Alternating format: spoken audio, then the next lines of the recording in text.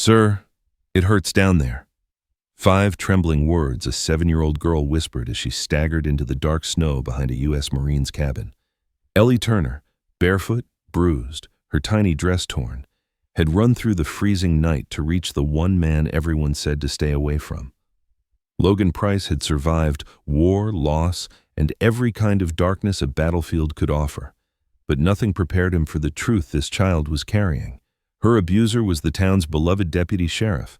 Her mother didn't believe her. And Ellie? She chose to flee into the storm toward a Marine and his K-9 because sometimes the monsters wear badges and the angels come in uniform. Before we begin, tell us where you're watching from. And if this story touches your heart, make sure to subscribe for more tales of courage, compassion, and miracles that still happen in this world. Snow drifted through the narrow valley of Red Hollow as the late afternoon wind scraped across the old barns. The aging wooden structure behind the Price family property creaked with every gust, dusting loose frost from rafters that had seen decades of winters. Inside, Logan Price, a 36-year-old Marine staff sergeant on leave, stood beneath the hanging bulb, wiping engine grease from his knuckles. Logan was tall, solid-shouldered, with the kind of presence carved from discipline. Square jaw, faint scar across his left cheek from a training accident years ago, dark brown hair trimmed to regulation, and storm gray eyes that rarely betrayed emotion. But those who knew him well understood the quiet storm within him, a man shaped by battlefield decisions that haunted him at night, by the weight of lives he couldn't save, and by a promise he made to himself long ago. Never look away again. At his feet lay Ranger, his 5-year-old retired K-9 partner, an amber-furred German shepherd with sharp black markings along his ears and muzzle. Ranger's broad chest and powerful stance made him look intimidating, but his eyes revealed a different truth: patience, loyalty, and a near-human sensitivity to pain, especially the pain of children. Ranger's right ear was slightly notched, a remnant from a mission in Syria where he'd shielded Logan from shrapnel. Since then, the dog had been inseparable from his handler. Logan crouched beside the battered military jeep he was restoring, an old M998 Humvee that still carried the faint scent of dust and diesel. He leaned closer to inspect a rusted hose clamp when Ranger suddenly stiffened, ears snapping upright. A low growl rumbled from deep in the dog's chest. "Easy, buddy," Logan murmured, lifting his head. "Probably just the wind." But Ranger's growl deepened, body lowering into alert stance. Logan wiped his hands on a rag and slowly stood, scanning the open doorway of the barn.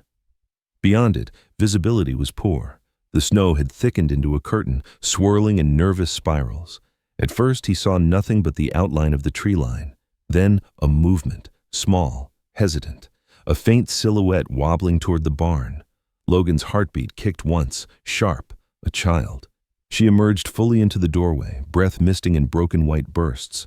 She couldn't have been more than 7. Her hair was a pale copper, tangled and damp from the snow, plastered against her cheeks. Her skin was painfully pale, as if life itself was draining out of her. She wore a thin cotton dress, washed out blue with faded daisies, too light for winter, the hem torn like it had been snagged on branches. Her bare feet, red and raw, trembled as she took another step forward. Ranger stopped growling and instead made a worried whining sound, tail lowered, body softening. Logan blinked once, hard, forcing his training to the forefront. Kids didn't wander out here in a blizzard, not alone, not like this. The girl swayed. Logan stepped forward, lowering his voice. Hey there, you hurt?" Ranger moved beside Logan's leg, head tilted with concern. The little girl swallowed, lips trembling. "Sir." Her voice was thin, almost swallowed by the wind. "Sir, it hurts down there." The 6 words sliced through Logan's chest, not metaphorically, physically, like a blade dragged across a wound that had never healed. For a fraction of a second, his breath faltered. He had heard those kinds of words once before, spoken by a different child long ago during a covert evacuation near the Syrian border. He hadn't been able to save her in time. The memory cleaved through him. Logan felt something inside him snap into focus, a hard, unwavering stillness that Marines called combat clarity. He knelt slowly so he wouldn't tower over her. "Okay," he said softly. "You're safe now. Can you tell me your name?" The girl blinked, eyes huge and glassy, blue like cracked ice. "Ellie," she whispered. Ellie Turner. Her voice broke on her own name, as if she was apologizing for existing. Logan had seen fear before, fear of bullets, fear of fire, fear of dying, but this was different. This was the deep, bone-deep terror of someone too small to understand why the world hurt her. Ranger stepped close, gently nudging Ellie's leg with his snout. The dog inhaled once, sharply, catching the metallic tang of fresh blood mixing with cold air. He whined again, more urgently this time. Logan saw the alarm in Ranger's reaction. Ranger was trained to sense distress, injury, danger, and nothing triggered him like the scent of blood from a child. Ellie, Logan said carefully, fighting to keep his voice calm, did someone hurt you? Ellie didn't answer at first. Her small hands were clenched into fists, nails digging into her palms. Snowflakes clung to her eyelashes like tiny crystals. She gave a tiny nod, so small Logan might have missed it if he hadn't been watching her closely. I didn't want him to, she whispered. I didn't want any of it. Logan felt heat simmer beneath his skin, rage, grief, helpless fury, but he swallowed it down, burying it deep. Emotions were tools, and right now he needed control. You're safe, Logan repeated. I promise you that. Ellie's chin quivered. Mama said I make things up, that I'm dramatic. Logan's jaw tightened, hard. Ranger pressed closer to Ellie, protective. Ellie touched Ranger's head with trembling fingers. Your dog, he's warm. He's here for you, Logan said. We both are. She took a shuddering breath, but her legs gave out. Logan lunged forward and caught her before she hit the frozen ground. She weighed almost nothing, like a bundle of sticks wrapped in cotton. As he lifted her, her dress shifted, revealing dark bruises on her inner thigh, finger-like, old and new overlapping. Logan's stomach turned to ice. Ellie flinched, but didn't resist. Instead, she buried her face against his jacket, as if trying to disappear inside him. Logan fought for steady breathing, fought to stay present, fought the tidal wave of memories threatening to yank him backward. Ranger circled them, whining anxiously. I got you, kiddo, Logan whispered into her hair. No one's gonna hurt you again. Outside, the wind howled like something mourning. Logan carried Ellie deeper into the barn. Ranger trotted ahead, clearing space beside the heater. Ellie shivered violently despite the warmth. Logan removed his field jacket, thick, olive green, lined for cold weather, and wrapped it around her small frame. The weight seemed to comfort her. Where's your mom, Ellie? Logan asked gently. She hesitated. At work. And the person who hurt you, is he home right now? Ellie stiffened in his arms. Not a word, but all the answer he needed. Ranger growled softly, not at Ellie, but at the invisible threat lurking somewhere beyond the snow. Logan set Ellie on a makeshift bench, then crouched in front of her. Ellie, look at me. She did, reluctantly, fearfully. I'm going to get you help, Logan said. Real help, but I need to know something. His voice lowered, steel wrapped in gentleness. Is the man who hurt you wearing a badge? Ellie's breath hitched. She didn't nod. She didn't speak. But tears slid silently down her cheeks. And silence, painful, choking silence, was enough of an answer. Logan felt the ground shift beneath him. Corrupt men in uniform were nothing new to him. He'd met plenty of them during international operations. But in his hometown, hurting a child, taking advantage of trust, that was a different kind of enemy, one he wasn't prepared to ignore.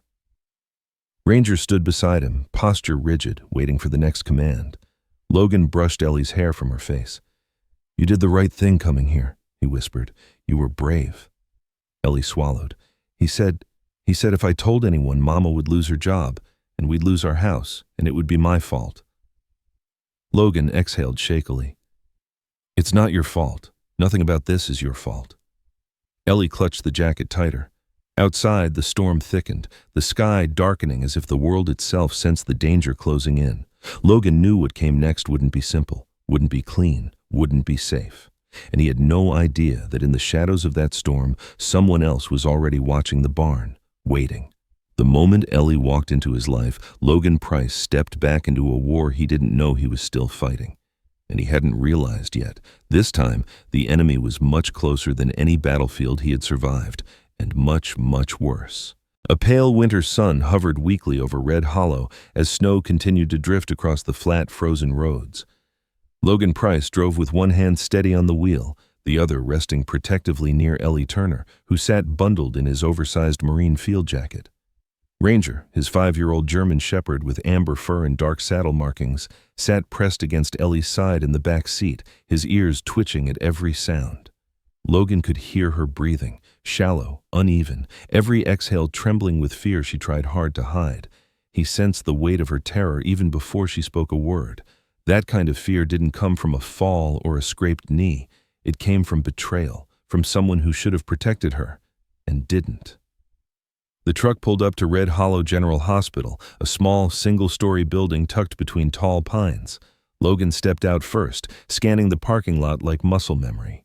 Combat zones had taught him one thing: danger hid best in familiar places. He opened the rear door and gently lifted Ellie into his arms. She flinched at his touch but didn't resist. Her little hands clung to the front of his uniform as if letting go meant falling into something much darker. Inside, the hospital smelled of antiseptic and burnt coffee. Fluorescent lights hummed above. A nurse behind the desk, a young woman with light freckles and a messy blonde bun, probably no more than 22, froze when she saw Ellie's bruises. She opened her mouth, closed it again, then whispered, "I'll call Dr. Brooks." Dr. Amina Brooks appeared moments later, moving quickly down the hall. She was a woman in her mid-40s, tall and wiry with warm brown skin, silver-streaked black hair tied in a low twist, and sharp, attentive eyes that seemed to read people before they spoke. She had the posture of someone who'd spent years fighting battles inside hospital walls, battles against bureaucracy, time, and sometimes parents who didn't want to hear the truth. "I'm Dr. Brooks," she said, voice firm but gentle. "Let me see her." Logan introduced himself, explaining what little Ellie had told him. Amina's jaw tightened, her expression shifting subtly. Anger, sadness, exhaustion, all the emotions a doctor feels when she sees another child hurt in ways that break the spirit. "Come with me," Amina said. She led them into an exam room, dimmed the lights, and offered Ellie a heated blanket. Ranger lay on the floor by the bed, head resting on his paws but eyes alert. He wasn't leaving her. Logan knew the feeling. Amina began her examination carefully, explaining each step in a low, controlled voice. Ellie nodded, gripping Ranger's ear for comfort. Logan stood by the wall, fists clenched, nails biting into his palms. He wanted to look away. God knew he wanted to, yet forced himself not to. Ellie deserved someone who didn't flinch from her truth. After several long minutes, Amina finished, removing her gloves, with a snap. She took a deep breath before speaking. "She's been abused," Amina said softly. "For weeks, maybe months, multiple injuries, different stages of healing." Logan's stomach twisted. Ranger released a deep, distressed whine. Amina continued. "The bruises, the pattern suggests force, and the emotional signs." She hesitated, searching for a softer word but finding none. "This child has been terrified for a long time." Ellie didn't cry. She didn't have tears left. She simply stared at the blanket, breathing through the pain. "We need to report this immediately," Logan said, voice thick. Amina nodded. "I already started the documentation." She paused, anger flickering behind her professional composure. "But Logan, this isn't the first time I've seen injuries like this, and every time I report them—" Her voice dropped. "Nothing happens." Before Logan could ask what she meant, Amina crouched beside Ellie. "Sweetheart," she whispered, "can you tell me who hurt you?" Ellie's bottom lip quivered. She glanced at Ranger, at Logan, searching for permission, for safety, for something stable to lean on. Finally, she whispered, "Deputy Aaron Miles." Silence hit the room like a blow. Aaron Miles, the well-liked deputy sheriff of Red Hollow, mid-30s, square-jawed, clean-cut, always smiling. Logan knew him vaguely. Everyone did. Aaron was the kind of man who waved at neighbors, volunteered at parades, gave safety talks at schools, the kind of man people trusted without thinking. Logan closed his eyes. Of course. Amina exhaled through her nose, slow, weary, angry. "I suspected," she whispered, but no one would say it. Logan stepped closer. What do you mean, suspected? Amina straightened. 3 children came in this year with similar injuries, from similar neighborhoods. When I filed reports, someone at the sheriff's office downgraded them, marked them as unsubstantiated. 2 of those children later recanted, likely under pressure. Logan felt something inside him harden, a familiar cold shift he hadn't felt since deployment. We're calling the sheriff, he said. He needs to hear this. Amina nodded, but her expression grew grim. Sheriff Hughes is complicated. Sheriff Wallace Hughes, a man in his late 50s with thinning gray hair, heavy-set shoulders, and a habit of speaking like his word was law. Logan had met him once, a handshake that felt like a challenge, eyes that judged people by uniform and status. A man who loved order, reputation, and political peace. A man who didn't like trouble, especially trouble that threatened his department. Still, Logan followed protocol. He dialed. Sheriff Hughes, he said, voice firm. We have a minor reporting sexual abuse. The perpetrator is Deputy Aaron Miles. Silence. Then, Logan Price, right? Hughes's tone was too measured, too controlled. You sure the girls... Not confused? Aaron's a decorated officer. He's respected here. Logan's grip tightened around the phone. She has bruises, Sheriff. Injuries. A doctor confirmed abuse. Kids fall, Hughes said, dismissive. Kids bruise, especially ones with emotional tendencies. Logan's pulse hammered. Sheriff, are you refusing to look into this? Another pause. I'll handle it, Hughes said flatly, but don't interfere further. Leave this to professionals. And he hung up. Logan stared at the screen, disbelief fading into fury. Amina met his eyes. Told you, she said softly. The system protects its own. Meanwhile, Ellie shrank back against the pillow, eyes wide with renewed panic. He's going to be mad, she whispered. He always knows when someone tells. Logan knelt beside her. He won't touch you again. But Ellie didn't believe that. Not yet. Ranger nudged Logan's arm, sensing the rising tension, his ears flattened, eyes shifting toward the door as if expecting danger to burst through at any moment. Amina stepped outside to make additional calls, to CPS, to a social worker, to follow protocol, even if protocol had already failed this child. Logan stayed with Ellie, watching her small fingers twist the edge of the blanket in anxious loops. She looked like she expected the walls to fall in. Ellie, he said gently, we're going to keep you safe. I promise. Ellie swallowed. He said, uniforms don't save kids like me. Logan froze. Ranger stiffened. The weight of that sentence settled over him like concrete. Minutes later, Amina returned, frustration evident in the tight line of her jaw. CPS will send someone, eventually. They said they're overloaded. Logan didn't answer. He was staring at Ellie, at the dried tear tracks on her cheeks, at Ranger curled protectively around her legs, and he knew, deep in his bones, that the system wasn't coming, not fast enough, not for her. Amina lowered her voice. Logan, you need to understand something. If Aaron knows she talked, he'll come. Maybe not tonight, but soon, and Sheriff Hughes will stand behind him. Logan's fists clenched. Then he'll have to get past me. And right then, at the far end of the hallway, a shape appeared. Footsteps, heavy, purposeful, a shadow familiar to Ellie. Her breath caught painfully in her throat. No, she whispered. Please, not him. Logan turned toward the doorway, muscles coiled, heart pounding. Ranger rose, teeth bared, a deep growl vibrating through the floor. Someone was coming, and Logan knew this was only the beginning. Night settled over Red Hollow with a cold, metallic stillness, the kind that made even the trees seem to hold their breath. Logan Price stood by his living room window, one hand braced on the frame as he watched snow drift beneath the streetlight. The Marine in him was trained to calculate angles, movement, danger. But tonight, he felt something heavier tugging at him, a sense of inevitability. Ranger lay on the floor beside him, but even the German shepherd's posture was different, tense, restless, ears flicking every few seconds toward distant sounds. Ellie Turner, fragile and shaking, was back at her mother's house, and every instinct in Logan told him she shouldn't be there. not with the truth hanging in the air like gunpowder and with Deputy Aaron Miles walking free. Logan's mind kept replaying the same image, Ellie's face in the hospital bed, pale and terrified, fingers twisted in Ranger's fur, her small voice trembling as she whispered truths no child should understand. He exhaled slowly. "Hang on, kiddo," he murmured. "I won't let him near you again." But the system had already made its move. Earlier that afternoon, Logan had learned that Deputy Aaron Miles, a man in his mid-30s with blonde cropped hair and a spotless uniform reputation, had filed for a restraining order against Logan and Ranger, claiming interference with an active police investigation.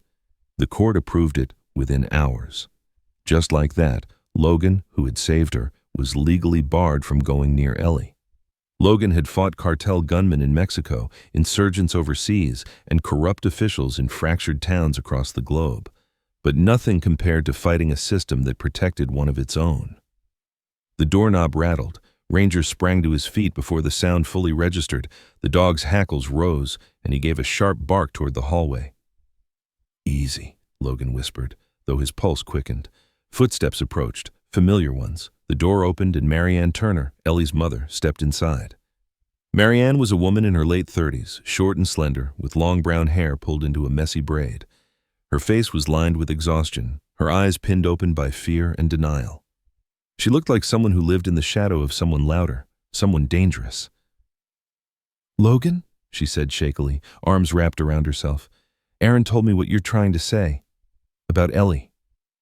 Logan's jaw tightened. "It's not something I'm trying to say. It's what she said, what the doctor confirmed." Marianne's eyes darted to Ranger, then back to Logan. Her voice trembled. "You don't understand. Ellie, she imagines things. She always has. Aaron says she gets confused." Logan took one step forward. "Marianne, she is not imagining bruises, or blood, or fear like that." Marianne flinched like he'd raised his voice, even though he hadn't. "Aaron is trying," she whispered. "He wants to help her. He told me Ellie needs discipline and stability." Logan stared at her, realization settling like ice. She's terrified of him, he thought. Aaron had groomed her fears, manipulated her insecurities. A classic pattern. He didn't judge her, he pitied her. But Ellie didn't have time to wait for her mother's awakening. "Where is Ellie now?" Logan asked. Marianne hesitated. "Home. Aaron said he'd talk to her, help her calm down." Logan felt a cold spike shoot through his chest. "He's with her right now?" Marianne hugged herself tighter. "He said she needed correcting. She's been telling lies." Ranger let out a low, warning growl that vibrated through the room. Logan whispered a curse under his breath. "Marianne, you need to go home, now, and do not leave Ellie alone with him." Marianne blinked, confused, overwhelmed. I don't know what to believe anymore." Logan grabbed his coat. "Believe your daughter." But Marianne backed away from him as if he were the threat. Aaron said I shouldn't talk to you, that you're interfering." Ranger barked sharply, startling her. Marianne fled the house in tears. Logan watched her go, heart pounding. He had no authority, no rights, no legal ground, but the sick churn in his gut told him Ellie was running out of time. He paced the room, fists clenching and unclenching, brain racing. That was when Ranger suddenly bolted toward the back door, barking with an urgency Logan had never heard from him. "Ranger, what is it?" The dog whined, scratched the door, barked again, then dashed toward the small shed near the property line, the old military reserve radio station that Logan occasionally used to check service frequencies. Logan followed, stepping into the biting wind, Ranger leading the way.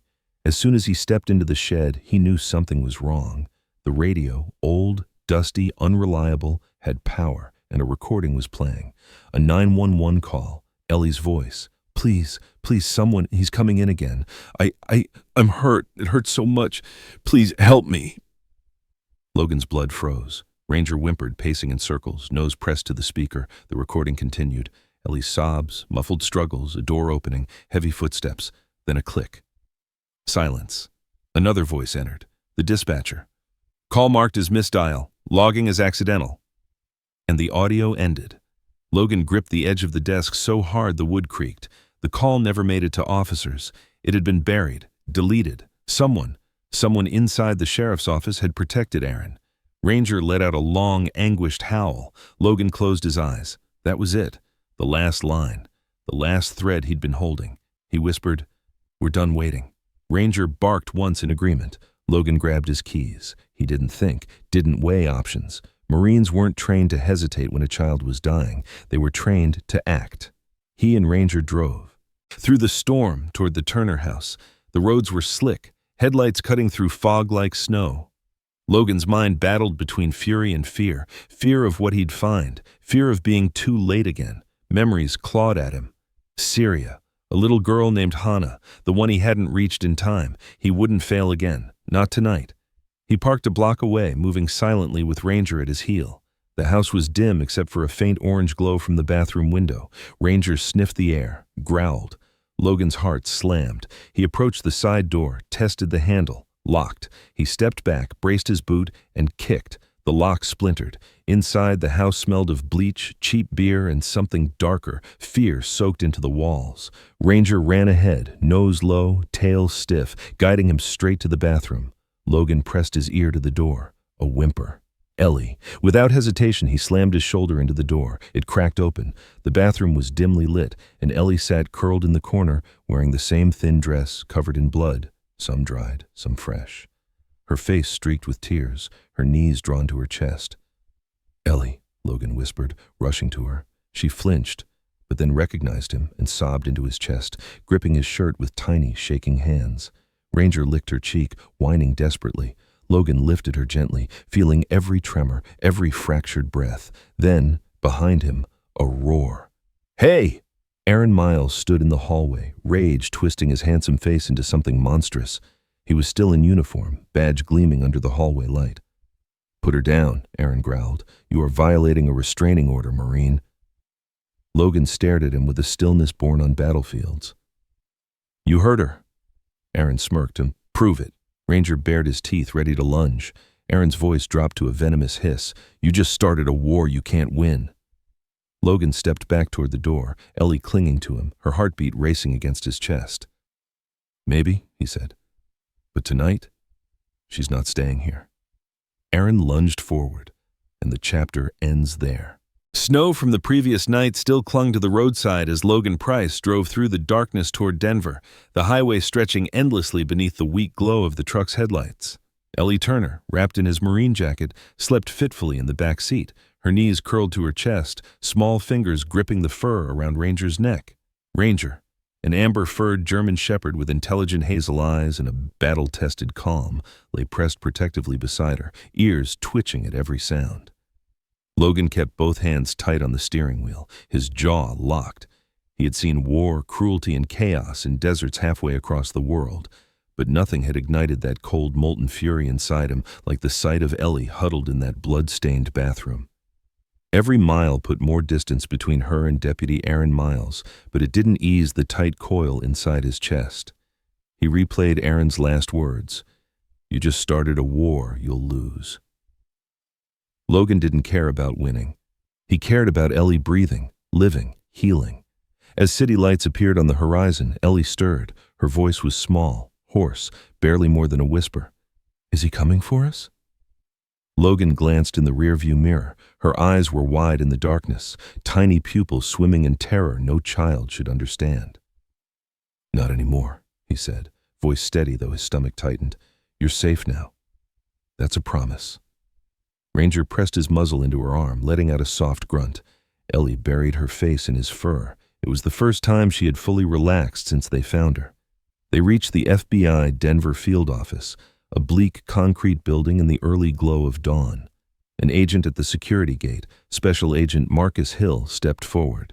Hill was a broad-shouldered black man in his 40s with a square jaw, clipped beard, and sharp eyes that missed nothing. His posture was military straight, and his voice carried the weight of someone who had dealt with the worst of humanity, but refused to let bitterness consume him. "Logan Price?" Hill asked. "We were told to expect you. Bring the child inside. She's going to be taken care of." Ellie shrank behind Logan at the sight of a stranger. Hill, reading her fear immediately, crouched slightly, not enough to loom, just enough to seem human. "Hey," he said gently, "you like dogs?" Ellie hesitated, then nodded. Good, Hill smiled. We've got some inside that help kids feel braver. You'll meet them soon. That softened Ellie's shoulders. Logan exhaled quietly. Inside, they were greeted by Dr. Selena Ward, the forensic child psychologist on call. Dr. Ward was a slim woman in her late 30s with olive skin, calm brown eyes, and curly dark brown hair tied in a loose ponytail. She wore soft-colored sweaters rather than stiff suits, chosen because frightened children reacted better to warmth than authority. She moved with practiced gentleness, every gesture slow, measured, reassuring. "Ellie?" she asked softly. "I'm Dr. Selena. I'm here to listen. You won't be in trouble for anything you say, I promise." Ellie's lower lip trembled, but she nodded. Ranger stayed beside her as Dr. Selena led her to the interview room, a child-friendly space painted sky blue, decorated with soft toys and shelves of picture books. A golden retriever therapy dog named Molly lay on a cushion, tail thumping softly. Ellie's breathing steadied. Logan remained outside the glass-pane observation window, muscles wound tight as piano wire, watching each moment through the transparent pane. He felt helpless, something he hated deeply. Selena's voice was gentle but firm as she guided Ellie through the recounting of her trauma. Logan's fists curled tighter. Every word Ellie spoke was another cut to his composure. Beside him, Agent Hill spoke quietly. "You did the right thing bringing her. Whatever happens next, this is on us now." Logan nodded but didn't speak. Words felt too small. The interview lasted nearly 2 hours. When Ellie finally emerged, her eyes were red, but her shoulders looked lighter, like sharing the truth had loosened a chain she'd been forced to carry alone.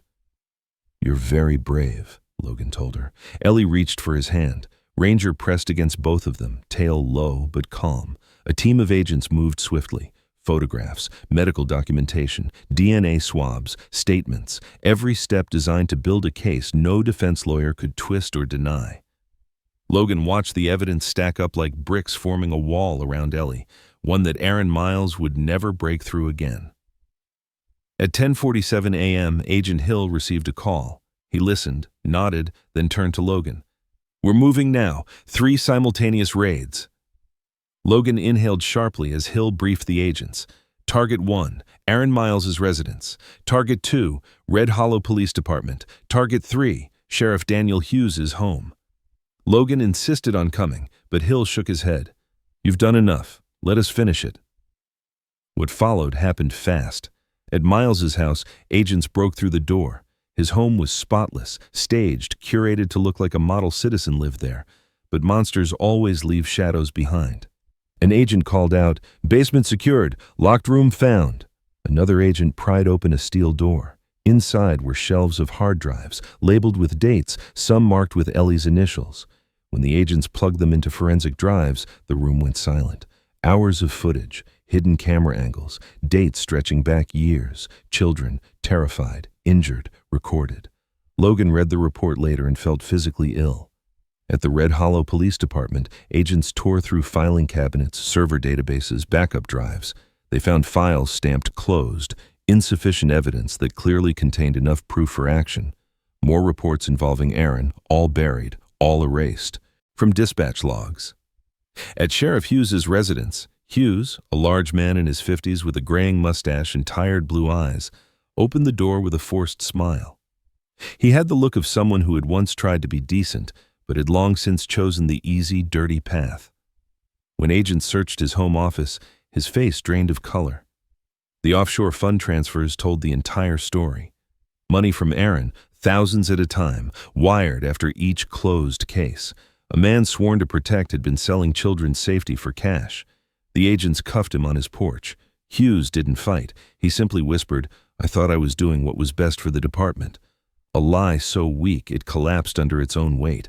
Back in Denver, Logan received updates one by one. Each revelation tightened something inside him. Anger, disbelief, a deep, hollow sorrow for every child whose cries had gone unheard. Ranger sensed it. He leaned into Logan's leg, whining softly. "Yeah, buddy," Logan murmured. "I know." An agent approached with a new file, military sealed documents finally unburied. "Miles wasn't just a cop," the agent said grimly. "Before that, he was with the National Guard." Logan opened the folder. The first line made his stomach drop. Dishonorably discharged for misconduct involving a minor. They buried it, the agent added. Made it disappear so the guard wouldn't face a scandal. He walked free, straight into law enforcement. Logan stared at the page. A predator hadn't been born by chance. He had been shaped by a system that protected him, cleaned him, enabled him. Ellie wasn't his first victim. She was just the one who survived long enough to run into the snow. Agent Hill approached. This is bigger than we thought. We're dealing with a chain of cover-ups across multiple agencies. Logan looked toward the window where Ellie sat on the floor with Molly and Ranger, drawing quietly with a box of crayons. Her small shoulders rose and fell slowly. Safe, for now. What happens next? Logan asked. Hill exhaled. First, we take Miles into custody, but Logan, he's missing. Logan's blood ran cold. Missing? He wasn't at his house. He wasn't at the station. His patrol vehicle is gone. Logan's heart hammered. He glanced again at Ellie. Ranger lifted his head, ears pricking, as if sensing something in the air. Agent Hill's voice dropped. We think he knows the walls are closing in. Logan stood slowly, every instinct turning sharp as a blade. Then he's going to run. Hill nodded grimly. Maybe, or, he looked toward Ellie. He's going to try to finish what he started. Ranger growled low, the fur along his spine standing on end. And with that sound, Logan knew the hunt wasn't over. It was just beginning.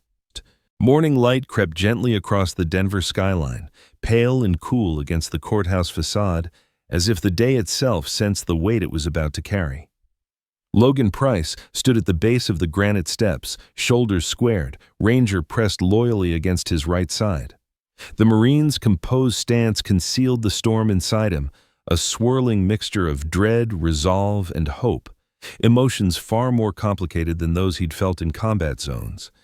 He had been in courts before, military hearings where lives hung in the balance, but never one where the life on trial felt like his own.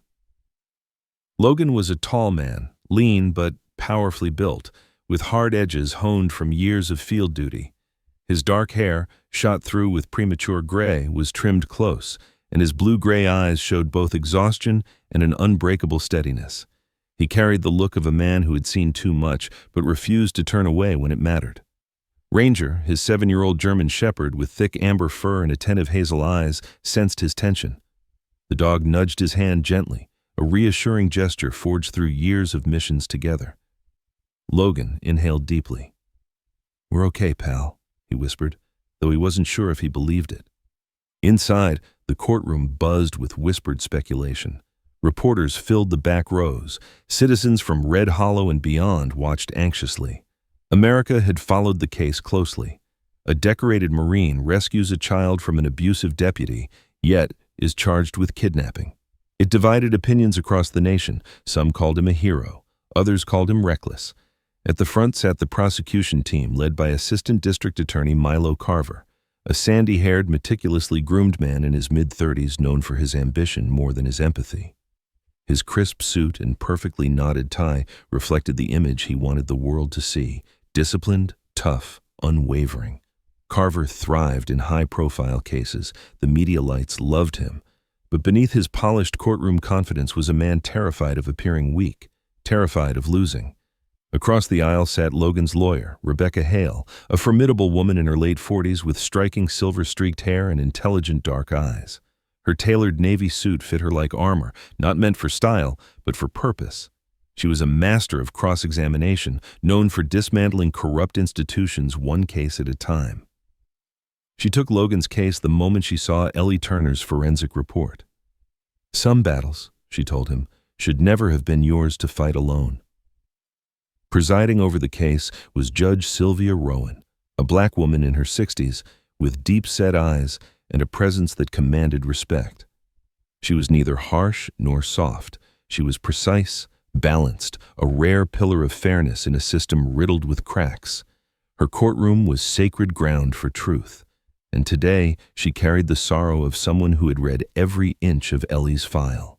Proceedings began promptly at 9. The charges were read aloud: kidnapping, violation of a restraining order, custodial interference. Each word struck Logan like a blow. though he remained unflinching. Ranger lay at his feet, tail still, ears alert. Carver presented his opening statement with theatrical control. He framed Logan as a vigilante who took the law into his own hands. He emphasized the restraining order. He used words like reckless, dangerous, unauthorized. Logan listened without reacting, but inside he felt his jaw tighten. He had survived gunfire, bombs, ambushes, but enduring the distortion of truth was its own kind of torture. Then Rebecca Hale stood. Her voice, calm, firm, and deliberate, cut the air cleanly. "This is not a case about lawlessness," she said. "This is a case about survival. A child's survival." She looked toward the jury, then briefly toward Logan. Sergeant Price acted when every system designed to protect Ellie Turner failed her. He didn't break the law. He filled the void it left behind. The courtroom dimmed slightly as the defense played the first video witness. 7-year-old Ellie Turner appeared on screen. She sat on a cushioned chair in her new foster home, wearing a sky blue sweater. Her soft brown hair was tied neatly in a ponytail, so different from the tangled mess it had been when Logan found her. Ranger, allowed to be part of the session, lay curled beside her in the frame, head resting protectively on her lap. Ellie's eyes, once hollow, now carried light again, though the shadows of trauma lingered beneath them. Rebecca approached the screen. "Ellie, sweetheart, can you tell us about Logan, about that night?" Ellie swallowed, fingers gripping Ranger's fur. Her voice was a soft quiver. He saved me. I was scared. I called so many times. No one came." Her eyes glistened. "But Logan came." Ranger shifted, as if comforting her. "If he didn't, I wouldn't be here." The courtroom was silent. Even Judge Rowan's stern face softened. Next came Dr. Amina Brooks, the pediatric surgeon who first examined Ellie. Tall, slender, with warm brown skin and a composed strength in her posture, Amina spoke with unwavering clarity. This child suffered prolonged physical abuse. Without intervention, her condition could have escalated into life-threatening harm. Then came the FBI. Special Agent Marcus Hill, broad-shouldered, deeply observant, with a clipped beard and sharp eyes, took the stand. He detailed the raids, hidden cameras in Ellie's room, hard drives filled with incriminating videos, years of buried cases in the police department, offshore payments to Sheriff Hughes. The truth came down like a hammer. Carver's face paled as the evidence mounted. Rebecca Hale's closing argument was measured and devastating. Sergeant Logan Price is not on trial for wrongdoing. He is on trial because he exposed a chain of corruption so deep the system tried to punish him for it. The jury deliberated for 57 minutes. When they returned, the foreman, a soft-spoken middle-aged teacher, stood. His voice trembled slightly. "On all charges, not guilty." Gasps, relief, tears. Ranger barked once, a triumphant sound that echoed across the courtroom. Logan's shoulders finally eased. Rebecca touched his arm lightly. "You're free," she whispered. In the weeks that followed, justice continued. Aaron Miles received 6 life sentences. Sheriff Hughes and 911 dispatcher Nora Keller were convicted for obstruction and conspiracy. Red Hollow passed Ellie's Act, requiring every closed abuse case to undergo independent review. And Ellie, precious, resilient Ellie, finally found peace. Her foster parents, Jessica and Daniel Mallory, gave her a safe home filled with warmth. Her bedroom was painted ocean blue, with fairy lights draped above her bed. Ranger, licensed officially as a therapy companion for her, visited once a week. Every visit, Ellie threw her arms around him, laughing with a joy she once believed impossible. Logan visited often, bringing books, puzzles, or just quiet company. Ellie always asked the same question. "Are you happy today, Logan?" He always knelt down, brushed her hair gently behind her ear, and said, "I am now." One crisp autumn afternoon, Logan stood on the Mallory's front porch after another peaceful visit. He watched Ellie and Ranger playing under the backyard maple tree, sunlight flickering through the leaves. And for the first time in a long time, Logan Price felt whole. He wasn't a man haunted by war or guilt. He was a protector, a guardian, and Ellie had a future, bright, safe, and full of promise. That was enough. The story ends here, complete and healed. In this life, we don't always see miracles with our own eyes. Sometimes, a miracle isn't a brilliant light from the heavens, but a Marine who stops his truck on a snowy night, a loyal K-9 who hears a child's cry the world ignored, or a little girl brave enough to believe that kindness still exists. And sometimes, miracles come from ordinary people who choose to stand up and protect each other. People like Logan, like Ranger, like those who refused to stay silent when the truth needed to be heard. We live in a world full of chaos, but God has never turned his face away. If you look closely, really closely, you'll notice that he sends his angels at the exact moment they're needed. A good teacher, a gentle neighbor, a stranger offering help, or a loyal dog who understands human pain better than words ever could. This story reminds us, no one is too small to be protected by God. No one is too unseen for a miracle to reach them, and no one is ever too late to be saved. If this story touched your heart, please share it with someone who might need a little hope today. Leave a comment and tell us where you're watching from and which part of the story moved you the most. And if you'd like to stay with us for more stories of healing and courage, please subscribe to the channel. May God bless you and your family, today, tomorrow, and on every road you walk.